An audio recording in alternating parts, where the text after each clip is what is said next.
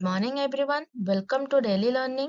आज आम ये भिडियो ओडिशा जीके किसी एमसीक्यू डिस्कशन करबा। एटा होची यार क्लास नंबर 3। मु या पूर्व क्लास 1 आउ 2 ऑलरेडी अपलोड कर देछि, जाकी देखि नेबे।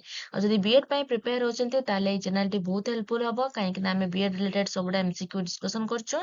हिस्ट्री रो सिलेबस ऑलरेडी हमें थारे सारी देइछु। एबे ज्योग्राफी चलछि आ हिस्ट्री पुणी हमें रिवीजन स्टार्ट करबो। जदि जाकी देखि नांती जाकी देखि नेबे।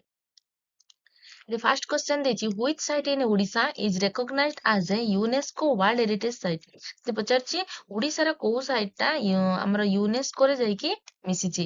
କିଏ ନା ଅପସନ ଅଛି Lingaraj temple, Konark temple, Jagannath temple ନା ଉଦୟଗିରି କେଭ୍। ୟା ଠିକ ଉତ୍ତର କୋଉଟା ହବ ନା ଏଇ ଓଡିଶାର କୋଣାର୍କ ଟେମ୍ପଲ ଟା କଣ କରିଛି ନା ୟୁନେସ୍କୋ ୱାର୍ଲଡ ହେରିଟେଜ ସାଇଟ୍ ରେ ଯାଇକି ମିଶିଛି। ଯଦି ପଚାରିବ କେବେ ନା 1984 ରେ କଣ ହେଇଛି ନା ସନ୍ ଟେମ୍ପଲ ଟା ଯାଇକି ୱାର୍ଲଡ ହେରିଟେଜ ସାଇଟ୍ ରେ ମିଶିଛି। ନେକ୍ସଟ କ୍ୱେଶ୍ଚନ ଦେଖିବା। In which year was the Konark Sun Temple included in the UNESCO World Heritage Site? ଏବେ ହିଁ କହିଲେ କି ଯୋଉ କୋଣାର୍କ ଟା କେବେ 1984 ରେ ହିଁ ଯାଇକି ସେ କଣ ନା ୟୁନେସ୍କୋ ୱାର୍ଲଡ ହେରିଟେଜ ସାଇଟ୍ ରେ ମିଶିଛି। Next question, who was the first Odia to become a judge of Supreme Court of India? ସେ ପଚାରିଛି ପ୍ରଥମ ଓଡିଆ ଯିଏ କି ସୁପ୍ରିମ କୋର୍ଟ ର ଚିଫ ଜଷ୍ଟିସ ହେଇଥିଲେ। କିଏ ଅପସନ ଅଛି justice Gatikrishna Mishra, justice Ranganath Mishra, justice Deepak Mishra ନା ପିକେ ତ୍ରିପାଠୀ।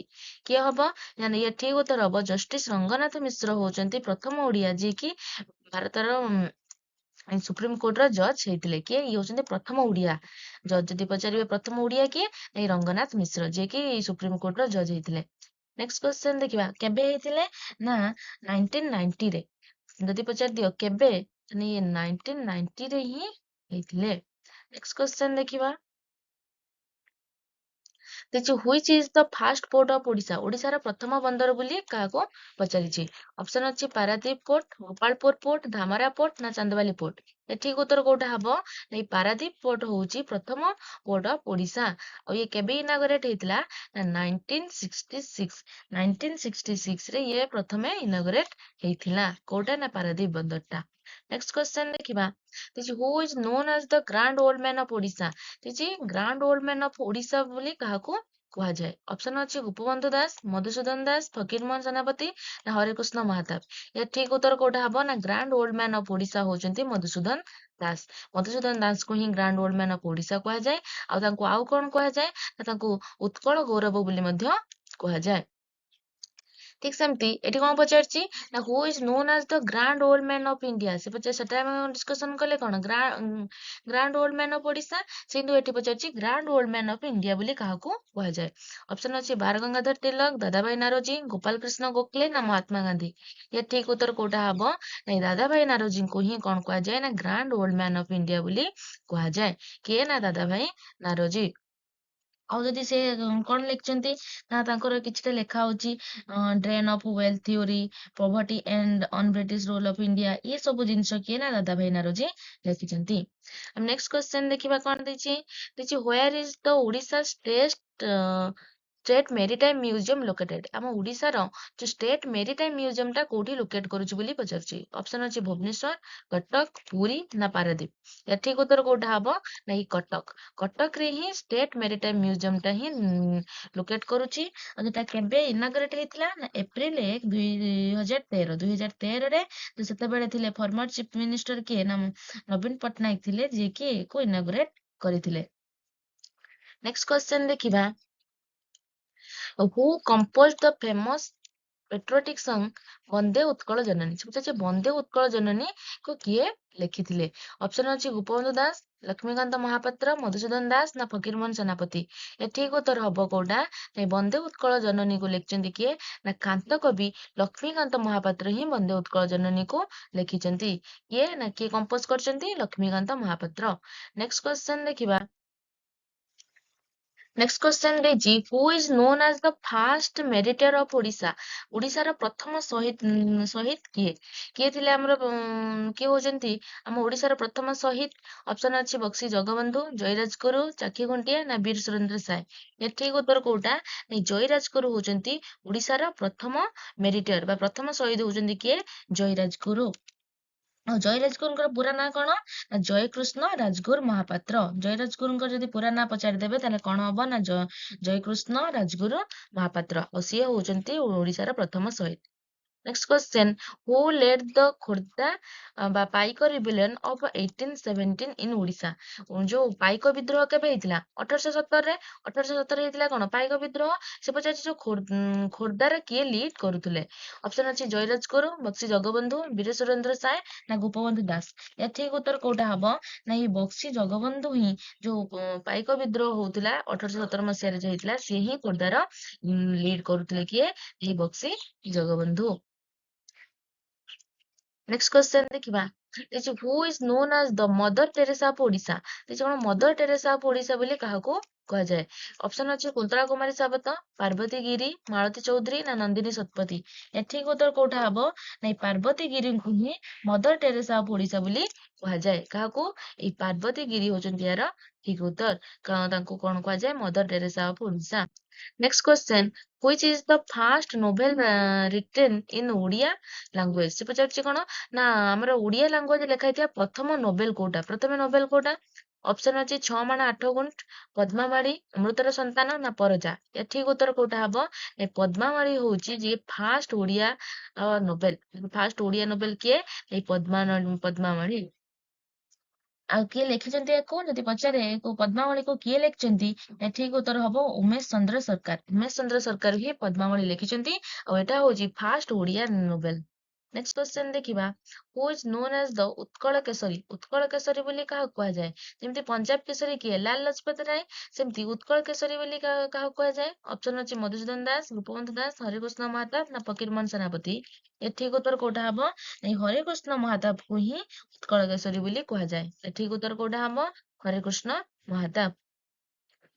ନେକ୍ସଟ କ୍ୱେଶ୍ଚନ ଦେଖିବା, Sukinda valley is famous for ହୁଇଚ mineral. ଯୋଉ ସୁକିନ୍ଦା ଭ୍ୟାଲି ଅଛି ଏଠି କୋଉ ମିନେରାଲ ଟା ଅଧିକ ପରିମାଣରେ ମିଳିଥାଏ? ଅପସନ ଅଛି ଆଇରନ ଓର, ବକ୍ସାଇଟ, କ୍ରୋମାଇଟ ନା ମାଙ୍ଗାନିଜ। ଠିକ ଉତ୍ତର କୋଉଟା ହବ?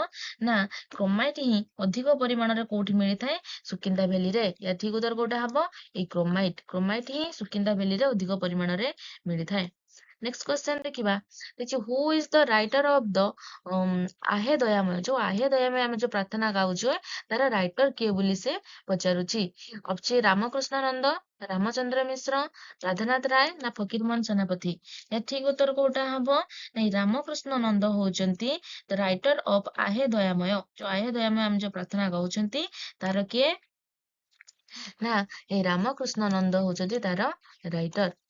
ନେକ୍ସଟ କ୍ୱେଶ୍ଚନ ଦେଖିବା, Kharavela was associated with which dynasty. ଯୋଉ ଖାରବେଳ ବିଷୟରେ ପଢିଥିବ ସେ ପଚାରୁଛି ସିଏ କୋଉ ଡାଇନେଷ୍ଟି ସହିତ ଆସୋସିଏଟେଡ ଥିଲେ? ଅପସନ ଅଛି ମୟୁର, ଛେଦି, ଗୁପ୍ତ ନା ନନ୍ଦ। ଠିକ ଉତ୍ତର କୋଉଟା ହବ? ନା ଖାରବେଳ ଛେଦି ବଂଶରେ ହିଁ ଥିଲେ ବା ଛେଦି ଡାଇନେଷ୍ଟି ସହିତ ସେ ଆସୋସିଏଟେଡ। ନେକ୍ସଟ କ୍ୱେଶ୍ଚନ ଦେଖିବା, which is the first Odia film. ସେ ପଚାରୁଛି ପ୍ରଥମ ଓଡିଆ ଫିଲ୍ମ କୋଉଟା? ଅପସନ ଅଛି ଲଳିତା, ସୀତା ବିବାହ, ନୂଆ ବୋହୂ ନା ଶ୍ରୀ ଜଗନ୍ନାଥ। ଠିକ ଉତ୍ତର କୋଉଟା ହବ? ନାଇଁ ସୀତା ବିବାହ ହଉଛି ପ୍ରଥମ ଓଡିଆ ଫିଲ୍ମ। ପ୍ରଥମ ଓଡିଆ ଫିଲ୍ମ କୋଉଟା? ସୀତା ବିବାହ, ଯୋଉଟା କେବେ ରିଲିଜ ହେଇଥିଲା? 1936ରେ। 1936ରେ ପୁରୀ ଲକ୍ଷ୍ମୀ ଟକିଜରେ ସେ କଣ ହେଇଥିଲା ନା ରିଲିଜ ହେଇଥିଲା। କେବେ ରିଲିଜ ହେଇଥିଲା ଯଦି ପଚାରିବ କେବେ ରିଲିଜ ହେଇଥିଲା? 1936ରେ। କୋଉଠି? ନା ପୁରୀର ଲକ୍ଷ୍ମୀ ଟକିଜ ଯୋଉ ହଲ ରେ ସେଠି ଏଇଟା ହଉଛି କଣ ହେଇଥିଲା ନା ରିଲିଜ ହେଇଥିଲା। Next question, who is known ଆଜ କବିଚନ୍ଦ୍ର। କବିଚନ୍ଦ୍ର ବୋଲି କାହାକୁ କୁହାଯାଏ? ଅପସନ ଅଛି ଗଙ୍ଗାଧର ମେହେର, ଉପେନ୍ଦ୍ର ଭଞ୍ଜ, କାଳିଚରଣ ପାଣିଗ୍ରାହୀ ନା କାଳୀଚରଣ ପଟ୍ଟନାୟକ। ଠିକ ଉତ୍ତର କୋଉଟା ହବ? ନାଇଁ କାଳୀଚରଣ ପଟ୍ଟନାୟକକୁ ହିଁ କଣ କୁହାଯାଏ? ନା କବିଚନ୍ଦ୍ର ବୋଲି କୁହାଯାଏ। ଠିକ ଉତ୍ତର କୋଉଟା ହବ? କାଳୀଚରଣ ପଟ୍ଟନାୟକ। କବିଚନ୍ଦ୍ର କିଏ? Kalicharan Pattanayak. Next question, the climate of Odisha is mainly. ଓଡିଶାର କ୍ଲାଇମେଟ ଟା କେମିତି? ଅପସନ ଅଛି ଟ୍ରପିକାଲ ମନସୁନ, ତାପରେ ଅଛି ଡେଜର୍ଟ ଟାଇପ, ଟେମ୍ପରେଟ ଟାଇପ ନା ପୋଲାର ଟାଇପ। ଠିକ ଉତ୍ତର କୋଉଟା ହବ? ନା ଟ୍ରପିକାଲ ମନସୁନ ହଉଛି ଆମ ଓଡିଶାର ଯଦି କ୍ଲାଇମେଟ ଟା ପଚାରେ ତାହେଲେ କଣ କହିବ? Tropical monsoon. ଠିକ ଉତ୍ତର କୋଉଟା ହବ? ଏ ଟ୍ରପିକାଲ ମନସୁନ ହଉଛି ଆମ ଓଡିଶାର କ୍ଲାଇମେଟ। ନେକ୍ସଟ କ୍ୱେଶ୍ଚନ ଦେଖିବା, which type of turtle is mostly seen in Odisha. ଓଡିଶାରେ କୋଉ ଟାଇପ ର ଟର୍ଟଲ ଟା ଦେଖାଯାଏ? ଯୋଉ ଅଛି ଅପସନ ଅଛି olive ridley turtle, green sea turtle, ତାପରେ ଲେଦର ବ୍ୟାକ ଟର୍ଟଲ ନା ହକବିଲ୍ସ ଟର୍ଟଲ। ଏଠି ଠିକ ଉତ୍ତର କୋଉଟା ହବ ନା ଏଇ ଯୋଉ ଗହିରମଥାରେ ଯୋଉ ଗହିରମଥା ସି ବିଚ୍ ଅଛି ସେଠି କୋଉ ଟର୍ଟଲ ଅଧିକ ଦେଖାଯାନ୍ତି? ଏଇ ଅଲିଭ ରିଡେଲ ଟର୍ଟଲ ହିଁ ଓଡିଶାରେ ବେଶୀ ଦେଖାଯାଇଥାନ୍ତି। ନେକ୍ସଟ କ୍ୱେଶ୍ଚନ ଦେଖିବା ଦେଇଛି ହୁଇଚ river is known as the life line of Ganjam. ଗଞ୍ଜାମର ଲାଇଫ ଲାଇନ ବୋଲି କୋଉ ରିଭରକୁ କୁହାଯାଏ? ଅପସନ ଅଛି କଣ ମହାନଦୀ, ଋଷିକୁଲ୍ୟା, ବଂଶଧାରା ନା ନାଗବଳି। ମହାନଦୀକୁ କଣ କୁହାଯାଏ? ସୋର ଅଫ ଓଡିଶା। ସେମିତି ଲାଇଫ ଲାଇନ ଅଫ ଗଞ୍ଜାମ କିଏ ନା ସେଟା ଠିକ ଉତ୍ତର ହଉଛି ଋଷିକୁଲ୍ୟା। ଋଷିକୁଲ୍ୟାକୁ ହିଁ ଗଞ୍ଜାମର ଲାଇଫ ଲାଇନ ବୋଲି କୁହାଯାଏ। ଠିକ ଉତ୍ତର କୋଉଟା ହବ? ଋଷିକୁଲ୍ୟା। ନେକ୍ସଟ କ୍ୱେଶ୍ଚନ ଦେଖିବା who is the author of Purnachandra Bhashakosha. ଏଇ ଯୋଉ ପୂର୍ଣ୍ଣଚନ୍ଦ୍ର ଭାଷାକୋଷ ଅଛି ତାର ଅଥର କିଏ ବୋଲି ପଚାରୁଛି। ଅପସନ ଅଛି ଫକୀର ମୋହନ ସେନାପତି, ଗୋପବନ୍ଧୁ ଦାସ, ମଧୁସୂଦନ ରାଓ ନା ଗୋପାଳ ଚନ୍ଦ୍ର ପ୍ରହରାଜ। ଏଠି ଉତ୍ତର କୋଉଟା ହବ? ନାଇଁ ଗୋପାଳ ଚନ୍ଦ୍ର ପ୍ରହରାଜ ହଉଛନ୍ତି ଯୋଉ ଓଡିଆ ପୂର୍ଣ୍ଣଚନ୍ଦ୍ର ଭାଷାକୋଷର ଅଥର ହଉଛନ୍ତି କିଏ? ନାଇଁ ଗୋପାଳ ଚନ୍ଦ୍ର ପ୍ରହରାଜ। ନେକ୍ସଟ କ୍ୱେଶ୍ଚନ ଦେଖିବା what is the rank of Odisha in coal production. ଯଦି କୋଲ ପ୍ରଡକ୍ସନ ରେ ଦେଖିବା ଓଡିଶାର ରାଙ୍କ କେତେ ବୋଲି ପଚାରୁଛି। ଅପସନ ଅଛି ସେକେଣ୍ଡ, ଥାର୍ଡ, ଫାର୍ଷ୍ଟ ନା ଫୋର୍ଥ। ଏଠିକ ଉତ୍ତର କୋଉଟା ହବ? ନା ଓଡିଶା ଅଛି ସେକେଣ୍ଡ ସ୍ଥାନରେ। ସେକେଣ୍ଡ ରେ କିଏ ଅଛି ବା ଓଡିଶାର ପ୍ଲେସ କୋଉଠି? ଯଦି କୋଲ ପ୍ରଡକ୍ସନ ରେ ଦେଖିବା ଓଡିଶାର ସ୍ଥାନ ହଉଛି ସେକେଣ୍ଡ ରେ। ଆଉ ଯଦି ଦେଖିବା ଫାର୍ଷ୍ଟ ରେ ତାହେଲେ କିଏ ଅଛି? ଯଦି ଓଡିଶା ସେକେଣ୍ଡ ରେ ଅଛି ଫାର୍ଷ୍ଟ ରେ କିଏ ଅଛି? ନା ଫାର୍ଷ୍ଟ ରେ ଝାଡଖଣ୍ଡ ଅଛି ଆଉ ଥାର୍ଡ ରେ ଛତିଶଗଡ ଅଛି। 1 2 କରି ମନେ ରଖିଥିବେ। ପ୍ରଥମ ହଉଛି ଝାଡଖଣ୍ଡ, ସେକେଣ୍ଡ ରେ ଓଡିଶା ଆଉ ଥାର୍ଡ ରେ ହଉଛି ଛତିଶଗଡ ଯଦି କୋଲ ପ୍ରଡକ୍ସନ ରେ ପଚାରେ। ନେକ୍ସଟ କ୍ୱେଶ୍ଚନ ଦେଖିବା ତ ଆଜି ଥିଲା ଏତିକି। ଏଇ 24-25 ଟି କ୍ୱେଶ୍ଚନ ଆମେ ଆଜି ଭିଡିଓରେ ନେଇଥିଲେ ଆଉ ଡିସ୍କସନ କରିଥିଲେ। ଆଉ ଯଦି ଚ୍ୟାନେଲଟିକୁ ସବସ୍କ୍ରାଇବ କରିନାହାନ୍ତି କରିନିଅନ୍ତୁ। Thank you.